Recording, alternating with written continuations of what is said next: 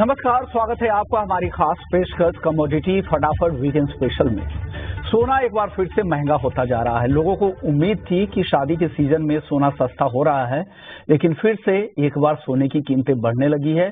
पिछले हफ्ते के लोअर लेवल से अगर आप देखें तो 4,000 रुपए से ज्यादा की तेजी सोने में आ चुकी है। क्या आगे और भी दाम बढ़ सकते हैं या फिर से एक बार नीचे में खरीदारी का लोगों को मौका मिलेगा? आज इसी पर फोकस करेंगे। साथ ही चांदी की बात करेंगे कि क्या चांदी की भी महंगाई बढ़ जाएगी, चांदी में भी और तेजी की संभावना है या क्या लग रहा है यहाँ से। साथ ही नॉन एग्री मार्केट में क्रूड मेटल्स पर भी अच्छे से चर्चा होगी कि अगला हफ्ता क्रूड मेटल्स के लिए कैसा होगा और अगला साल मेटल्स के लिए क्या हो सकता है। चलिए, तमाम मुद्दों पर चर्चा करने के लिए हमारे साथ 3 मेहमान हैं। ये आपकी राय क्या है, क्या लग रहा है? पहले बताइए कि अगर सोना किसी को खरीदना हो तो किस भाव पे खरीदारी की आप सलाह दे रही हैं? Good evening Vishwamohan ji, thanks for having me on your show. मुझे लगता है अगर सोना किसी को खरीदना हो तो थोड़ा सा वेट करना चाहिए। अगर हम इस हफ्ते की बात करें, ऑलरेडी 4.5% से ज्यादा तक की हमने तेजी आते हुए देखी है। इनफैक्ट लास्ट वीक भी मैंने मेंशन किया था कि ये वीक पॉजिटिव रहने की एक्सपेक्टेशंस है और 73,500 पे हमने बाइंग की भी एडवाइस दी थी।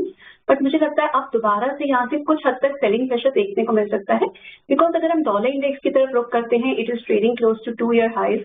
तो मुझे लगता है उसकी वजह से गोल्ड के प्राइसेस पे कुछ हद तक दबाव देखने को मिल सकता है। एंड ऑलरेडी जो इस वीक हमने सर्च आते हुए देखा है, मुझे लगता है कुछ प्रॉफिट बुकिंग जरूर देखने को मिल सकती है। इसका मेजर कारण रहा है रशिया और यूक्रेन की वॉर में जो हमने एस्केलेशन आते हुए देखी है। इसकी वजह से हमने काफी ज्यादा सेफ हेवन क्लोज आते हुए देखे हैं गोल्ड में इस हफ्ते। और आफ्टर स्ट्रॉन्ग करेक्शन जो हमने नवंबर मंथ में आते हुए देखी इनिशियली, उसके बाद एक स्ट्रॉन्ग रीबाउंड देखने को मिला। बट मुझे लगता है अभी नियर टर्म में ट्रेंड स्लाइटली वीक रह सकता है, दोबारा से सेलिंग प्रेशर देखने को मिल सकता है ऑन राइज। मुझे लगता है वेट करें, जो आइडियल लेवल्स रहेंगे गोल्ड में बाइंग करने के 73,000 से 72,000 तक के लेवल्स रहेंगे। इनफैक्ट 71,700 अगर मैं प्रिसाइसली बात करूं तो मुझे लगता है ये रेंज काफी पॉजिटिव रहेगी। इस रेंज पे आप स्टैगर्ड वे में बाइंग कर सकते हैं। और जैसा कि मैंने पहले भी मेंटेन किया, कुछ दिन और मुझे लगता है थोड़ा सा करेक्शन का फेज रहेगा, एक कंसोलिडेशन का फेज रहेगा। ईयर एंड पे जैसा कि हमारे अदर एक्सपर्ट ने भी मेंटेन किया, कुछ हद तक फंड रीबैलेंसिंग हो सकती है, कुछ प्रॉफिट बुकिंग देखने को मिल सकती है after the strong surge that we have seen for last 4 quarters. So मुझे लगता है इस क्वार्टर में एक कंसोलिडेशन का फेज है, but yes, towards the end of December अगर हम देखेंगे, मुझे लगता है दोबारा से रिन्यूड बाइंग इंटरेस्ट देखने को मिलेगा और अगले साल के लिए गोल्ड अगेन वेरी पॉजिटिव नजर आता है मुझे। अगले साल के लिए पॉजिटिव है। कुछ यहाँ से प्रॉफिट बुकिंग आ सकती है। 72,000 के नीचे अगर आप खरीदे तो आपके लिए बेहतर होगा, रिवॉर्ड आपका बेहतर यहाँ पर हो सकता है, रिस्क भी कम होगा वहां से, ये सुगंधा जी को लगता है। पिछले हफ्ते मुझे याद है आपने, सुगंधा जी ने कहा था इस वीकली शो में कि अगले हफ्ते मुझे रिकवरी दिख रही है, और वो रिकवरी आई भी। वो रिकवरी 4,000 रुपए से ज्यादा की रिकवरी हमने इस हफ्ते में देखा है, ये मैं एक्नॉलेज करना चाहता हूं। और अब आपको लग रहा है कि यहाँ पे फिर से थोड़ी मुनाफा वसूली आ सकती है। चलिए, हमारे साथ एक और मेहमान है, अमित गोयल हैं, चीफ ग्लोबल स्ट्रैटेजिस्ट हैं पेस 360 से। अमित जी, मुझे याद है कि दिवाली के हफ्ते में आपसे बातचीत हुई थी, दिवाली से ठीक पहले, तो आपने कहा था कि रिकॉर्ड के आसपास में 78-79 के आसपास जाने पर आपने गोल्ड में एक्सपोजर काफी कम कर दिया था और आपने कहा था कि आप इंतजार करेंगे गोल्ड को नीचे आने का। क्या पिछले हफ्ते जो भाव कम हुए थे उसमें आप लोगों ने खरीदारी की थी? आपको लगा कि कोई अट्रैक्टिव लेवल है वो खरीदारी के लिए और आपने अपना एक्सपोजर वापस से बढ़ाया क्या? सुगंधा जी, आप बताइए, चांदी में उस तरह की तेजी नहीं आई जिस तरह की गोल्ड में तेज रिकवरी आई है। क्या लग रहा है, चांदी आगे फिर तेज रिकवरी होगी या उससे पहले और एक बार फिर से चांदी में गिरावट आएगी? विश्वमोहन जी, अगर अभी हम ओवरऑल देखें तो 87,000 मार्क एक अच्छे सपोर्ट की तरह एक्ट कर रहा है। मैंने लास्ट वीक भी मेंटेन किया था कि as long as 87,000 mark is holding, थोड़ी रिकवरी जरूर देखने को मिलेगी। और अभी अगर हम शॉर्ट टर्म में बात करते हैं तो 89,000 मार्क पे सिल्वर की प्राइसेस ने एक अच्छा सपोर्ट लिया है। तो मुझे लगता है सिल्वर में कुछ टिप्स मिलते हैं टुवर्ड्स लेवल ऑफ अराउंड 89,800 दोबारा से बाइंग की जा सकती है, बिकॉज सिल्वर में हमने एक कमेंसरेट रैली आते हुए नहीं देखी है। It has not moved in tandem with gold. तो मुझे लगता है सिल्वर में भी कुछ बाइंग की अपॉर्चुनिटीज शॉर्ट टर्म के लिए क्रिएट हो रही हैं। बट यस, अभी मैं अगर दिसंबर और इस क्वार्टर की बात करूं तो मुझे लगता है दोबारा से हाई लेवल पे सेलिंग देखने को मिलेगी। सो मैं थोड़ा सा व्यू को सेग्रीगेट करना चाहूंगी, इमीडिएट, नियर टर्म और longer term and medium term as well. So अभी अगर हम देखें तो 89,800 के आसपास बाइंग की जा सकती है with a strict stop loss of 89,000 and higher side पे 91,500 एंड 92,500 तक के लेवल्स देखने को मिल सकते हैं। बट वही मुझे लगता है 92,500 से दोबारा से हमें सेलिंग प्रेशर देखने को मिल सकता है, जहां दोबारा 87,000 मार्क एक अच्छे सपोर्ट की तरह एक्ट करेगा। इस 87,000 मार्क इज ऑल्सो ब्रीच्ड 82,000 तक के लेवल्स भी देखने को मिल सकते हैं। चांदी has been one of the best performing assets this year, जहां हमने ऑलरेडी 40% तक के गेन्स आते हुए देखे हैं।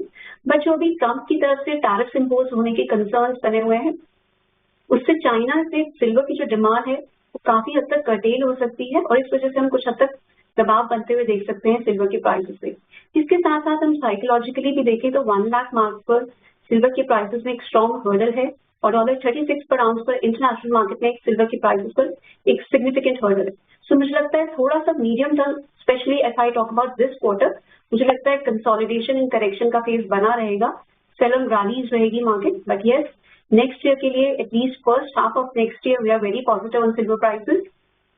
और मुझे लगता है जो भी डिप्स मिलते हैं towards level of around 82,000 to 80,000, मुझे लगता है वहां पर स्टैंडर्ड वे में जरूर बाइंग की जा सकती है। अगले साल के लिए मुझे लगता है once the level of 1 lakh is reached, 1,10,000 and 1,25,000 mark can also be seen.